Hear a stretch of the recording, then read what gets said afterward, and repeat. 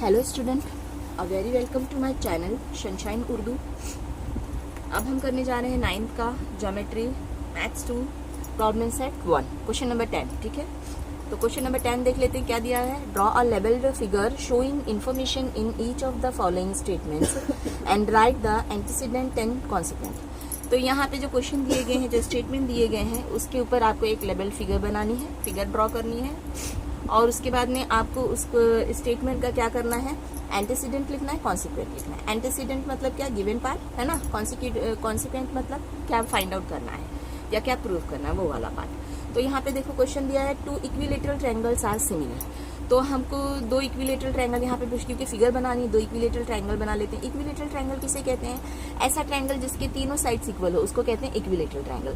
तो 2 equilateral triangles are similar. Similar बताया है, सिमिलर मतलब क्या होता है, सिमिलैरिटी। अब सिमिलर में हमेशा एक एंगल छोटा एक एंगल बड़ा होता है, समझ में आया ना। वो कुछ उनके साइड्स कॉन्ग्रेंट होते हैं, साइड्स जो है, ऑल साइड्स कॉन्ग्रेंट नहीं बोल सकते हैं कि उनके साइड का रेशो जो है वो इक्वल होता है, उनके एंगल्स जो होते हैं वो कॉन्ग्रेंट होते हैं। तो अब यहाँ पे ज्यादा डिटेल में नहीं जाएंगे, बस इस तरह से हम 2 इक्विलेटरल ट्रायंगल बना लेंगे, एक बड़ा एक छोटा करके। तो तीनों के साइड को इक्वल बता देंगे, तो इससे समझ में आ जाएगा कि ये इक्विलेटरल ट्रायंगल है। नाम दे दिया हमने ABC, इसको PQR। ओके, अब यहाँ पे हमको ये स्टेटमेंट को पहले कंडीशनल बनाना है, तो इसी को लिख देंगे considering statement in conditional form. ये जो स्टेटमेंट है इसको हम कंडीशनल फॉर्म में करते हुए देखेंगे।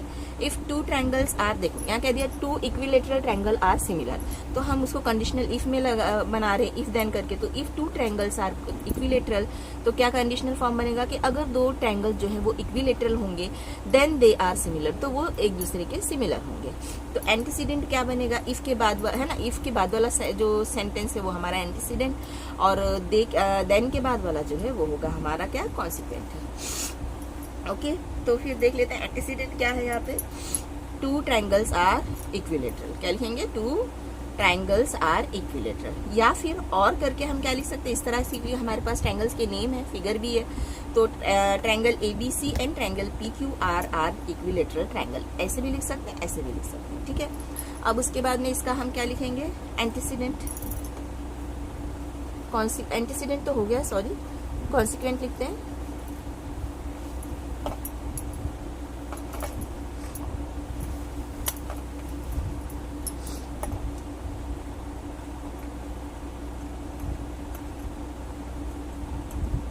कॉन्सिक्वेंट पार्ट क्या होगा हमारा, क्या था हमारा, हमने क्या लिखे थे कि इफ 2 ट्रायंगल्स आर इक्विलेटरल, है ना, देन दे आर सिमिलर, इस तरह से लिखे थे। तो क्या लिखेंगे कि एंगल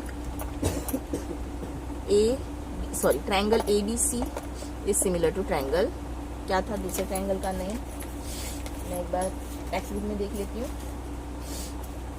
PQR हमने लिया, सॉरी, PQR। ठीक है, तो इसका कॉन्सिक्वेंट पार्ट क्या होगा, triangle ABC is similar to triangle PQR। और फिर इसको वर्ड में लिखना, तो इस तरह से वर्ड में लिखो,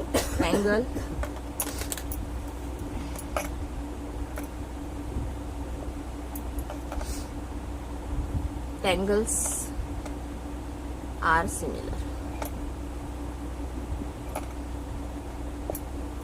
ठीक है, चलो अब हम करते हैं क्वेश्चन नंबर 10 का। क्वेश्चन नंबर 2 फर्स्ट हो गया,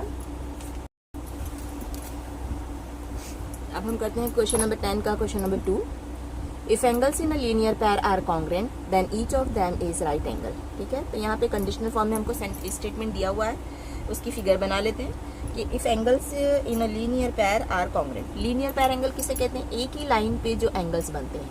इस तरह से हमने एक रे निकाली है, तो जो 2 एंगल या 2 से ज्यादा एंगल जो बनेंगे, सारे एंगल जो हैं उनको कहेंगे लीनियर पेयर एंगल। तो यहाँ पे क्या दिया है, if angles in a linear pair are congruent, अगर लीनियर पेयर में जो है एंगल्स जो है वो कॉन्ग्रेंट है, then each of them is right angle, तो वो दोनों एंगल क्या होंगे, राइट एंगल होंगे।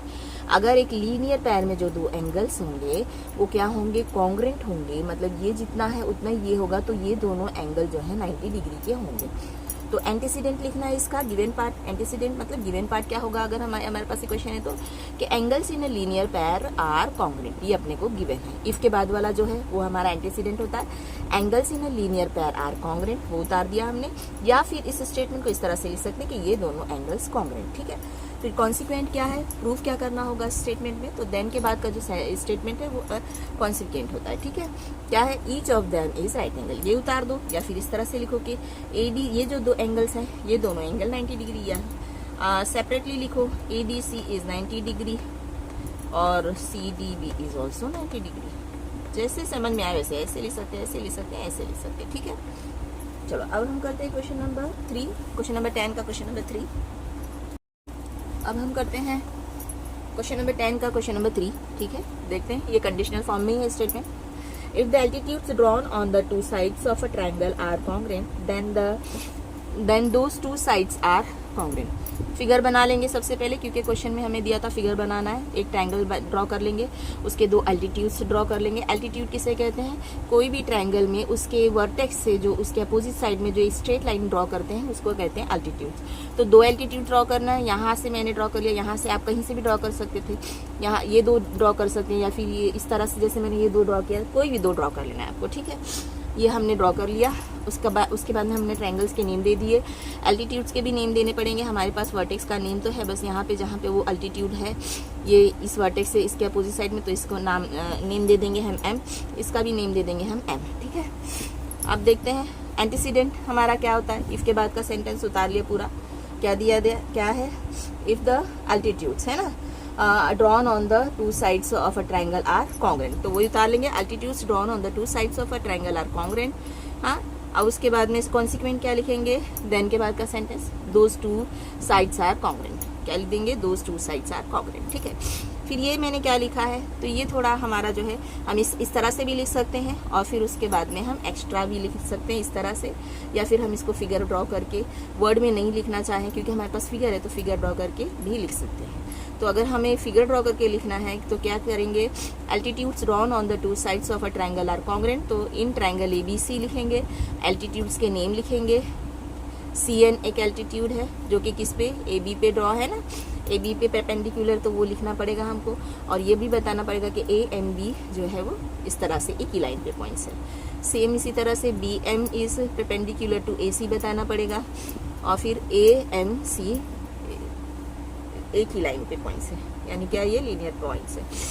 और हमको ये क्या गिवन में है कि ये कॉन्ग्रुएंट है, ये एल्टीट्यूड्स कॉन्ग्रुएंट है, तो वो एल्टीट्यूड्स के नेम क्या है, CN और BM लिख देंगे। Segment CN is congruent to segment BM। ये अगर आपको, ये बहुत ही आसान है, आप अगर नहीं, थोड़ा टफ लगता है तो बस आप इतना लिख दो इफ के बाद का, और फिर कॉन्सिक्वेंट में देन के बाद का सेंटेंस लिख देंगे, ठीक है। फिर कॉन्सिक्वेंट में आते देखते हैं, हमने लिख दिया देन के बाद का, दो टू साइड्स आर कॉन्ग्रुएंट, तो वो कौन से दो साइड्स की बात हो रही है, दो एल्टीट्यूड्स की बात हो रही है। एल्टीट्यूड का नाम हमने यहाँ पे दिया है सेगमेंट NC और सेगमेंट BM, वो दोनों कॉन्ग्रुएंट होंगे। ऐसे करके लिखो या फिर ऐसे करके लिखो, दोनों राइट है। आई होप मेरा वीडियो आपको अच्छा लगा होगा तो प्लीज़ लाइक करना और मेरे चैनल सनशाइन उर्दू को सब्सक्राइब करना। Okay bye.